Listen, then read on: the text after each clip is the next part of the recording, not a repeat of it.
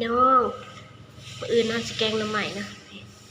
แต่น้ำใหม่หยอดงามๆโลหนึ่ง60 บาท60 บาทนี่ได้ต้องได้6หยอดละ10 บาทงามเพียงอ่อนๆเลยซื้อว้ายมึงนี่งามเพียงสบายดีพี่น้องอีกรอบหนึ่งนะทุกคนนี่ยาวได้น้ำใหม่มางามขนาดงามเป็นหยอดสังแขนอ่อนเพียงสังแขนเจียวมาปอกแล้วก็มาต้มแกงกินแซ่บขาวจั๊วเลยเนี่ยงามดีน้ำใหม่สุดยอดเลยน้ำใหม่แค่นี้มันสดเลยทุกคนเอามาใหม่ๆแกงหวานเจียวเลย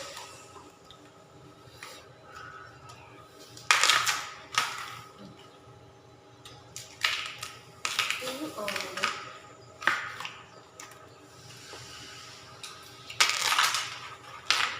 หยอดละ10 บาทก็พอซื้อแล้วพอไม่ไง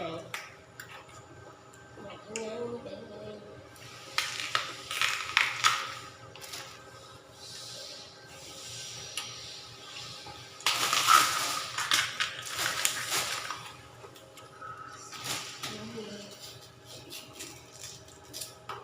ขาวจุ๊บ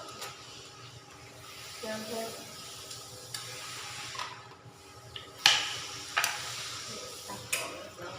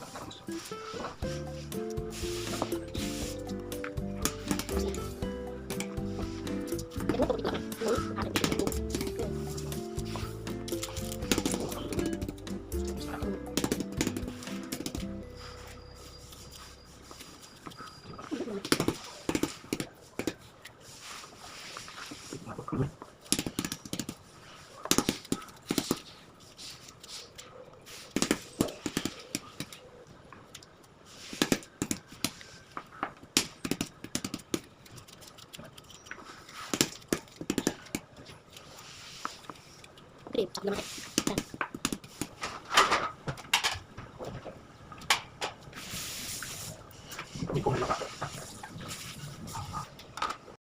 ำมาพี่น้องวันนี้ทำมาแกงหน่อไม้นะแกงไหวแต่กลางคืนเลยเพราะว่ามื้ออื่นจะได้ตื่นเช้าๆได้มีเห็ดพร้อมนะสิแกงใส่เห็ดเข็มพร้อมหอมข้าวเบื่อเขาก็ตำเรียบร้อยแล้วมีบวบหอมน้ำส้มหน่วยใหญ่ๆเลยก่อนอื่นเขาก็สิมากองเอาน้ำยะนางที่เขาขั่นกันเนาะกองใส่หม้อเลย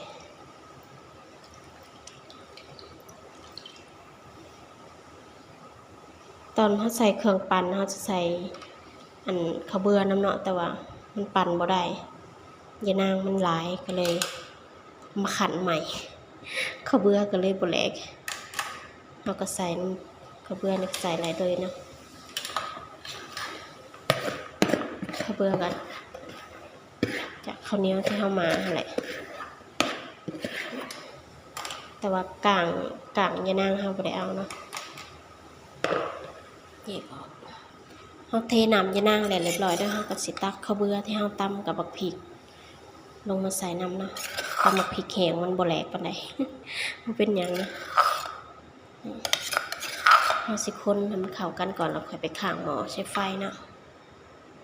มันจะได้บ่ติดก้นหม้อเวลาน้ำแกงมันร้อน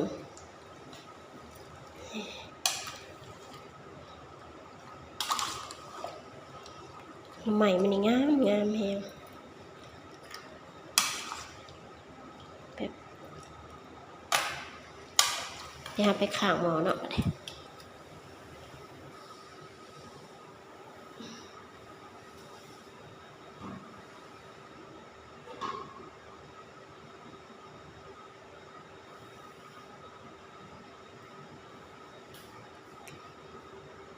เฮาข้างหม้อไว้แล้วเนาะเฮาก็สิ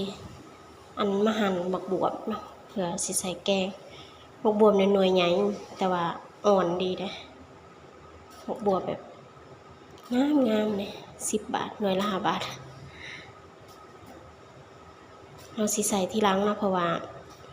มันเปื่อยไวบักบวบอ่อนหน่วยใหญ่ซื่อๆแต่มันอ่อนเป็นบักบวบหอมเนาะกลิ่นหอมแฮงวันก่อนน่ะซื้อมาแกงใส่ปลาแล้วแซ่บแซ่บแกงใส่ปลานิลแบบหอมอยู่แถวนี้เขาปลูกแบบเก็บสดๆมาขายนะก็เลยแบบแซ่บนี่ใส่เห็ดใส่นี่ค่ะพอดีเต็มหม้อล้างเรียบร้อยแล้วเนาะเห็ดก็ได้ทำการนะจีกเป็นเส้นๆเขาสิตัดเพราะว่าเวลากินนั้นชอบติดแขวเห็ดยาวๆนะตัดนี่ตัดเคิงแล้วก็ตอมันก็จีเป็นเส้นเนาะใส่เห็ดอันนี้มันสิคล้ายเห็ดปวกคือเขาแกงใส่เห็ดปวกเลยใส่เห็ดเค็มเลยในแกงน้ำใหม่เขาก็ใส่หมูน้ำเนาะใส่กระดูกหมูอ่อนน้อยหนึ่งเนาะเผื่อความนัวนี่แล้วก็ฉีกโอ้หลายเนี่ย กินแบบเต็มที่เลยนะแบบนานแกงเท่หนึ่งเนาะแบบนานเจอหน่อไม้งามก็เลยเมาเป็นเมามาแกงแซ่บ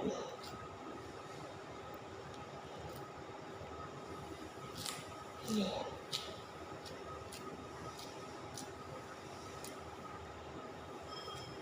หลายแฮงสิกินเบิดปะเนาะเต็มเลยเบิดเท่ากับตักใส่ถุงไว้เนาะใส่ตู้เย็นไว้กินหอดยำหยาบก็เอามากินเนาะนี่เรียบร้อยเดี๋ยวเราก็สิมาปรุงเนาะหม้อเราโพดแล้วนี่เดือดพุดเลยเราก็สิทำการใส่น้ำปลาแดกเนาะมื้อนี้พิเศษแห่งแกงปลาแดกสดว่าซื้อมาปกตินะแกงใส่ปลาแดกปรุงมันบ่ค่อยคักปานใดนะอันนี้ปลาแดกสดเลยสุดยอดแน่นอนแกงใหม่มื้อนี้แซ่บแท้แน่นอนทุกคนเอ้ยนี่ปลาแดกแบบสดๆเลยใส่ลงไปเป็นปลาแดกปลาซิวกับอันปลาจอมเนาะเอิ้นปลายังไงปลาสร้อยปลาเสอย่างนี้นี่แหละตอนแรกว่าจะเอาปลาแดกปักอันปลากระดีแต่ว่าบ่มีนะเบิดใส่ได้จุกๆไปเลยหอมมาใส่ปลาแดกสดนี่หอมตัวเน้นๆเลยเราก็สิบ่ใส่เกลือเนาะใส่แต่น้ำปลาแดกเพราะน้ำปลาแดกมันเค็มเด้เราใส่แต่น้ำปลาแดกกับน้ำแป้งนัวแล้วก็บ่เป็นน้ำแป้งนัวใส่ผงนัวกับน้ำตาลหน่อยหนึ่งก็พอนะพยายามคนกดหม้อน้ำเพราะว่าเขาเบื่อมันชอบติดกดหม้อแล้วก็มันใหม่นะถ้าเอาบ่คนมันมิ้นไปใหม่แกงเฮาก็สิบ่แซ่บ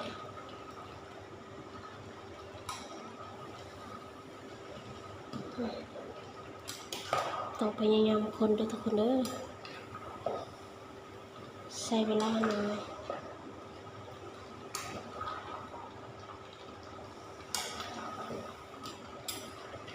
เอาน้ำปลาแดกของเรามิดลงไปให้มันหอนเนาะเดี๋ยวมันละลายค่อยเอากากมันออก นี่ปลาแดงเขาเปื่อยแล้วเนาะเลือดตะกลางเลยหอมนี่ให้สิปรุงอย่างอื่นแบบนี้น้ำปลาแดกเรียบร้อยหอมตัวนี้หอมแกงหน่อไม้เราใส่น้ำปลาแดกแล้วเราก็สิเอาผงนัวกับอันน้ำตาลไปอย่างละหน่อยนะไม่ว่าเป็นอย่างละหน่อยหน่อยเป็นนัวร้ายเติบ น้ำตาลประมาณ1 ช้อนกาแฟนะส่วนผงนัวประมาณ3 ช้อนถึง4 ช้อนกาแฟกะเอาเนาะซิมเอาถ้าบ่พอดียังก็เพิ่มได้นะเดี๋ยวเราสิเอาอันเฮ็ดกับผักบวบลงนะเพราะว่าแกงของเราสุกเรียบร้อยแล้วกับผักขะแยงแห้งเนาะผักขะแยงสิเป็นผักขะแยงแห้งนะเพราะผักขะแยงสดบ่มีเขาตากไว้ผักขะแยงนานเนี่ยขออนุญาตซิมก่อนนะ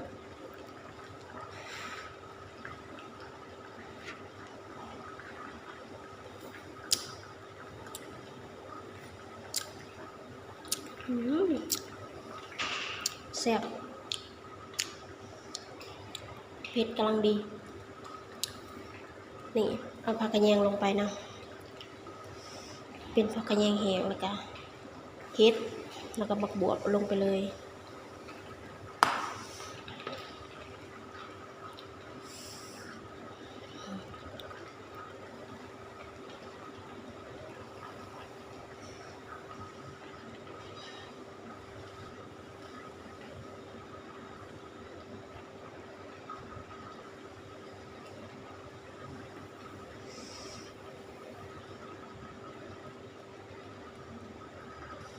ใส่บักบวบกับเฮ็ด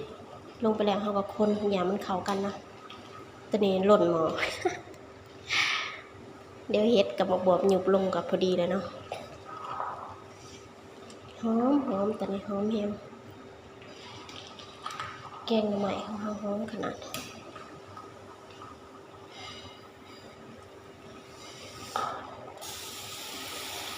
เด้อทุกคนมากินน้ำกันแซ่บ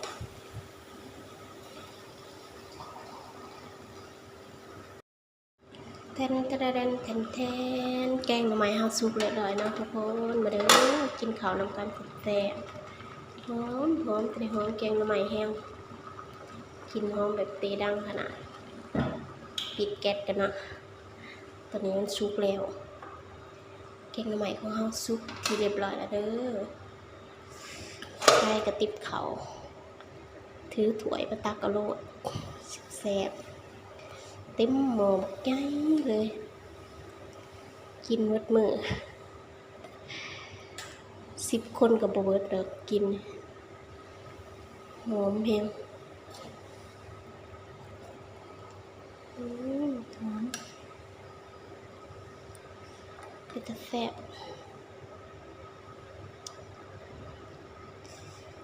หอมแบบโคตรหอมเลยนี่มาสนใจกับทุกคนมาเด้อพี่น้องพ่อพี่น้องคลิปนี้ก็ขอลาพาจากเพียงเท่านี้เนาะฝากกดไลค์กดแชร์กดติดตามเพื่อบ่พลาดคลิปใหม่ๆไปแล้วสบายดี